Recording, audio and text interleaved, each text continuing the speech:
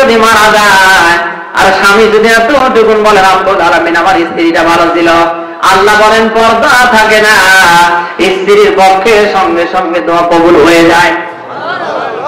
ও মহিলা মা বোন যদি এসে থাকেন, কি বলছি, যত কারণে আল্লাহ জাহান্নামে দেবে তার ভেতরে বুখারী মুসলিমের হাদিস, দুইটা কারণে জাহান্নামে দেবে।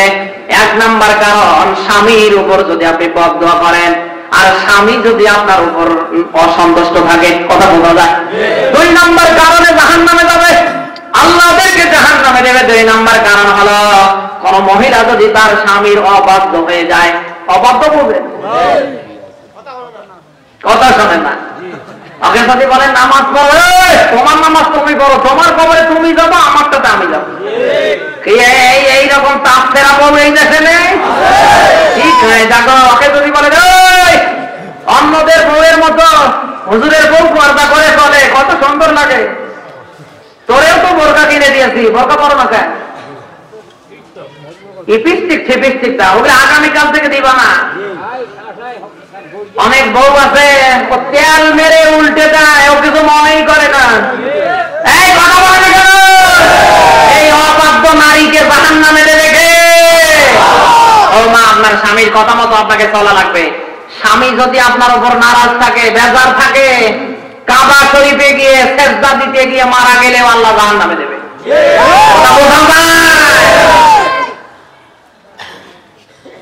আর আপনাদের তো কিছু হবে না। অধিকাংশ পরিবারে স্বামী স্ত্রীর ভেতরে মহব্বত নেই বললেই চলে, কথা বলেন। এমন এমন পরিবার গড়ে, পরিবার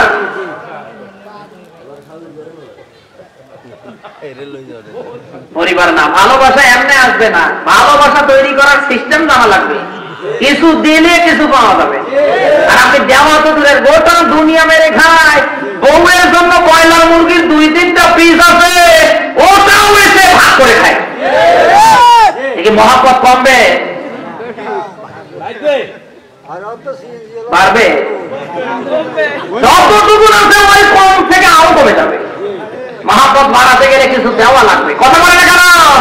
আল্লাহ দিয়েছেন হান্না লিবাসুল্লাকুম ওয়া আনতুম লিবাসুল্লাহুন্না। এটা সূরা বাকারা, কোন সূরা? 187 নম্বর আয়াতের অংশ আল্লাহ দিয়েছেন। আল্লাহ বলেন, স্বামী তার স্ত্রীর জন্য, স্ত্রী তার স্বামীর জন্য একজন অপরজনকে পোশাকের ভেতরে দিয়েছেন কে? লেবাস হিসাবে পরিপক্ক করে দিয়েছে কে? আপনি যে মানের পোশাক পরবেন, যে মানের খাবার খাবেন, আপনার বউকে ওই মানের পোশাক, ওই মানের খাবার খাওয়া লাগবে, কথা বোঝা যায়?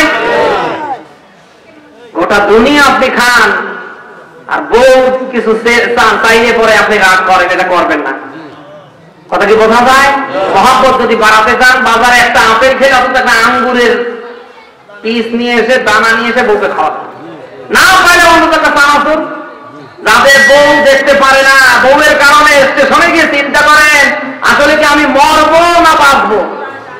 আপনি আগামীকাল থেকে কোরআন শরীফের আয়াতের আমল করেন, আপনার বউ আপনাকে বদদোয়া দেবে না, অবাধ্য হবে না, বরং আপনার জন্য তাহাজ্জুদের নামাজ পড়ে দোয়া করবে, কথা বলে। আপনি তো পারেন না। এমন এমন কায়দা তৈরি করেছেন আপনি, বউ মারা এই দেশে নেই। কি বউ মারে গো, নীলফামারীতে আছে, রংপুরে ওইদিকে এরকম আছে, উত্তরবঙ্গে বউ মারতে মারতে বলে পাপ কোন থাকো, আমার তো যেমন বাচ্চা লাগবে। এখন চিন্তা ভাবনা করে দেখে, আমার তো যেমন বাচ্চা লাগবে, ঠিক আছে আব্বা আর মারিস। বউ মারা দেওয়া এই দেশে নেই। আপনি যে বউ মারছেন, এটা কোথায় যায় যাচ্ছে আমার দেখান তো। বউ মারা সম্পূর্ণ হারাম। আদম থেকে মুহাম্মদ রাসূলুল্লাহ পর্যন্ত তাকিয়ে দেখেন, একটা নবীর জীবনে এরকম রেকর্ড নেই। আছে? নবী মুহাম্মদ বউদেরকে, স্ত্রীদেরকে কেমন করতেন? স্ত্রীরা দেখে বলছে, হে রাসূল, আজকে আপনাকে বলা লাগবে কাকে বেশি ভালোবাসে। আল্লাহ রাসূল চিন্তা ভাবনা করে দেখলেন, আমি যদি বলি আমার আয়েশাকে আমি বেশি ভালোবাসি, তাহলে তো অন্যরা বেজার হয়ে যাবে। রাসূল বললেন, ইনশাআল্লাহ আগামীকাল তোমাদের অ্যানসার দেব। আল্লাহর নবী হাতে খেজুর আর ক্ষমা নিয়ে রাতের বেলায় স্ত্রীদের ঘরে ঘরে যাচ্ছেন। আয়েশাকে গিয়ে বললেন, তোমাকে এই 2টা খেজুর দিলাম, কাউকে গিয়ে বলবো না আমি তোমাকে ভালোবাসি। অন্যান্য স্ত্রীদেরকে রাতের বেলা দিয়ে নবী সকালবেলা সব স্ত্রীদের সামনে এসে বলেন, বলো তো তোমাদের আগের প্রশ্ন কি ছিল? বলছে, আমাদের প্রশ্ন ছিল আপনি কাকে বেশি ভালোবাসেন। বিশ্বনবী বলেন, ওই যে গতকাল রাতে যাকে 2টা খরমার খেজুর দিয়েছি তাকে সবচেয়ে বেশি ভালোবাসে। আয়েশাও হাসে, অন্যান্য স্ত্রীরাও। সুবহানাল্লাহ বলতে পারেন না? এর থেকে প্রমাণ হয় বউ থাকার পরে আর একটা বউ করা জায়েজ নাই। যদি ওই বউ অনুমতি না দেয়, কথা বোঝা যায়, বউ ছাগলের মতো বিয়ে করতে, বিশেষ করে ঢাকা শহরে 14-15টা করে বউ। এক রিক্সা চালক বলতে, হুজুর আমার 6টা। রিক্সা চালকের যদি 6টা হয়, তাহলে বদ বাকি গুলো যাদের টাকা পয়সা ওদের কয়টা বলেন তো? বউ থাকার পরে ওই বউ যদি অনুমতি দেয় তাহলে বিয়ে করতে পারবেন। নাসাই শরীফের হাদিস আল্লাহর নবী দিয়েছে, একটা বউ থাকার পরে কেউ যদি আর একটা বউ করে আর 2 জনের মাঝে যদি সমতা তৈরি করতে না পারে, কিয়ামতের ময়দান যেদিন কায়েম হবে, কোমর থেকে নিচটা পঙ্গু করে দেবে কে? সবাই বলেন আনেন তো দলিল আপনার।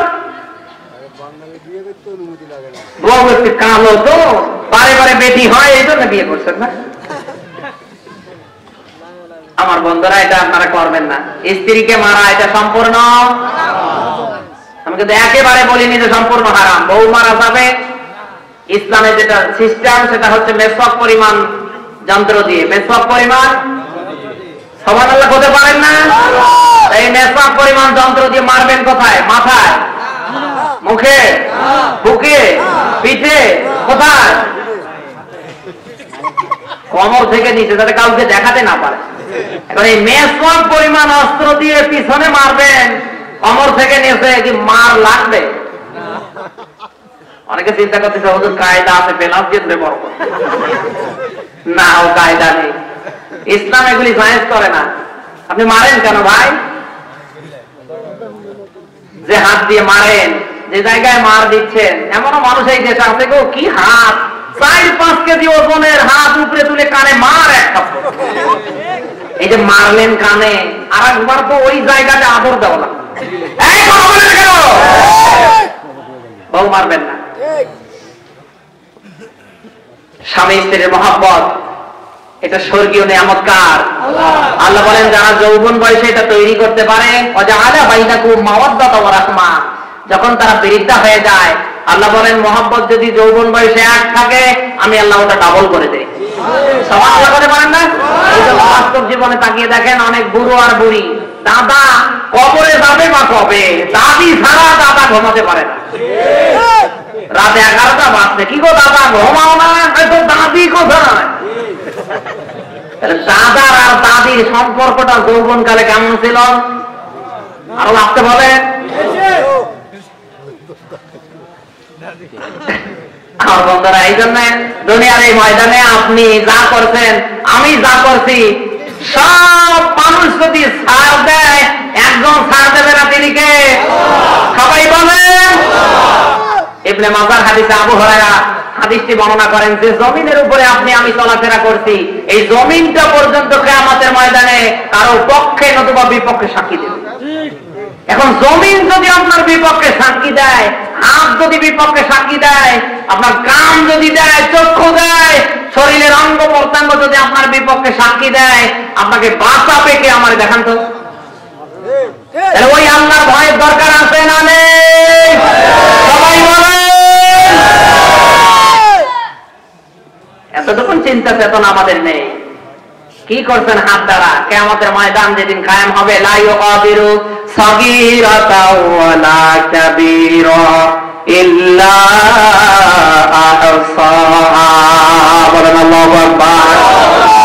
এটা সূরা কাহাফ 18 নম্বর, সূরা 15 নম্বর, 18 নম্বর, 20 আর 49 নম্বর আয়াতে আমার আল্লাহ দিয়েছেন। আর রব্বুল আলামিন বলেন, বান্দা বাঁচার কোনো উপায় নেই কিয়ামতের ময়দানে। আমি আল্লাহ যখন আমলনামা ধরিয়ে দেব, ওই আমলনামাটা হাতে পাওয়ার পরে যখন তুমি চোখ মারছো, চক্ষু খুলে তাকিয়ে দেখবে, জীবনের ছোট অপরাধ যেটা, বড় অপরাধ যেটা, সব ধরা পড়ে গেছে, কোন অপরাধ বাদ নেই। এমন একটা আমলনামা যখন আল্লাহ রেজাল্ট শীট আকারে হাতে দেবে, আমার ভাইরা, ওই দিন ওই মুহূর্তে হাত পা শরীরের অঙ্গ প্রত্যঙ্গ আপনার আমার বিপক্ষে যদি অবস্থান নিয়ে ফেলে, এখন আমি জানতে চাই ওই দিন আমাদের বাঁচার উপায় আছে? তাহলে এখন প্রত্যেকটা জায়গায় ভয় রাখা লাগবে কার? আর আল্লাহ পাক বলেন ওয়ালা তামুতুন্না, বান্দা মৃত্যুবরণ করো না ইল্লা ওয়া আনতুম মুসলিমুন, প্রকৃত মুসলমান না হয়ে। কথা কি বোঝা যায়? আমার ভাইরা, মানুষ মরবে এটা আল্লাহ জানে কি জানে না? আরো ধরে, কিন্তু মানুষ যদি মুসলমান না হয়ে মারা যায়, ওই মুসলমান না হয়ে কেউ যদি মারা যায়, তার মৃত্যুতে এত পরিমাণ যন্ত্রণা আছে, কষ্ট আছে, যে মৃত্যুতে যে যন্ত্রণাতে বিশ্বনবী মুহাম্মদ রাসূলুল্লাহর মতো মানুষ ঘাবড়ে গিয়েছিল। কথা কি বোঝা যায়? বারবার বুখারী শরীফের হাদিস, আল্লাহর নবী কাপড় ভিজে নিয়ে বারবার মুখটা মাসেও করতেন আর আওয়াজ দিয়ে বলতেন সাকরাতুল মাউত, সাকরাতুল মাউত, মৃত্যুতে যন্ত্রণা, মৃত্যুতে কষ্ট। যে নবীর কোন জীবনে অপরাধ ছিল না, ওই নবীর মৃত্যুর সময় নবী চিৎকার করে বলছে মৃত্যুতে যন্ত্রণা আছে। কথা কি বোঝা যায়? আজ আপনি আল্লাহর বান্দা রাসূলের এমন উম্মত হয়ে আছেন, এমন এমন কাজ করছেন, আপনার মরণে মৃত্যুতে মনে হয় যন্ত্রণা হবে না, কষ্ট আসবে না? না, আপেল কেটে নিয়ে আসবে। জলিলুল কদর নবী ইদ্রিস নবী, জলিলুল কদর নবী হযরত নূহের সন্তান শাম নবী, এদেরও মৃত্যুতেও যন্ত্রণা। কোন মানুষের মৃত্যুতে যন্ত্রণা ছাড়া নেই। কথা বলেন। আল্লাহ বলেন বান্দা মৃত্যুবরণ করে না মুসলমান না হওয়া পর্যন্ত। এখন আমাদের মুসলমান হয়ে মরার দরকার আছে না নেই? এখন আপনি মুসলমান হবেন কি করে? মুসলমান হওয়ার উপায় আছে না নেই? ইসলাম শব্দের বাংলা অর্থ হলো আত্মসমর্পণ। মুসলমান দাবি করার পরে কেন যদি ইসলাম ধর্মের নিয়ম নীতির কাছে আত্মসমর্পণ করে, ওই লোকটাই হয়ে যায় মুসলমান। কথা কি বোঝা যায়? আজ যারা দুনিয়ার ময়দানে ইসলাম ধর্মের নিয়ম নীতির কাছে মাথা নত করা তো দূরের কথা, আরো কি করে বিদায় করা যায় চেষ্টা করে, এই লোক কি মুসলমান? সবাই বলেন। এই জন্য মুসলমান হওয়ার মাপকাঠি আল্লাহর কোরআন এবং ইসলাম।